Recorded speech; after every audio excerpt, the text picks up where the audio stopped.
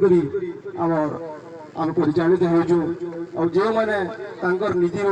भ्रष्ट हो जाउछंती से माने अनेक दुख यातना भोग करुछंती सब प्रमाणित अटे। तेणु आमर ये अंचल रे आम कहीं एक यज्ञ अनुष्ठान आरंभ कलु सेटा हला आमर ये अंचल होची एक अनुन्नत अंचल अशिक्षित अंचल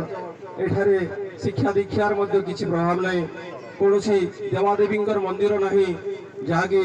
आमर लोक मैंने सेन दर्शन करेंगे किसी शिखिबे एटा किसी नहीं आमर ये अंचल रे। तेणु आम पंचगाँ केते जन व्यक्ति को लेकरी यही आलोचना होकरी आमर यज्ञ आरंभ है जे धीरे धीरे आमर ये अंचल परिवर्तन हो समस्ते आध्यात्मिकवादी हूँ भगवान का आशीर्वाद पाए से माने किसी करंतु यही उद्देश्य नहीं आमर ये अंचल यज्ञ आरंभ कराई आम जहाँ देखु समस्त सहयोग अच्छी किंतु आहरी सहयोग हो आहरी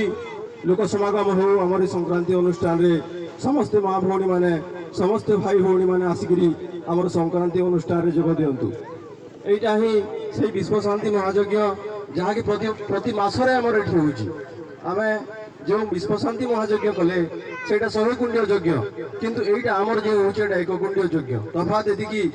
नचेत से यज्ञ और यज्ञ मध्य कौन फरक नहीं। तेणु आमर भाई भौणी मान माँ भौणी मान को अनुरोध करुँगी से प्रति मासरे आसिकी अंततः आमर यज्ञ जोग दिंतु एवं यज्ञ दर्शन करी किछि सुफल लाभ करंतु।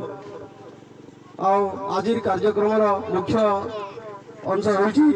जे गत यज्ञ रे जो खर्च होची जो आदाय होची ताकू आम समस्त ठारे प्रांजल भाव में कहीदेवा। तेणु आई पर्याय मुझे कहूँ वर्तमान आमर से यज्ञर आय व्यय हिसाब किताब सब आपण मान सामने कह।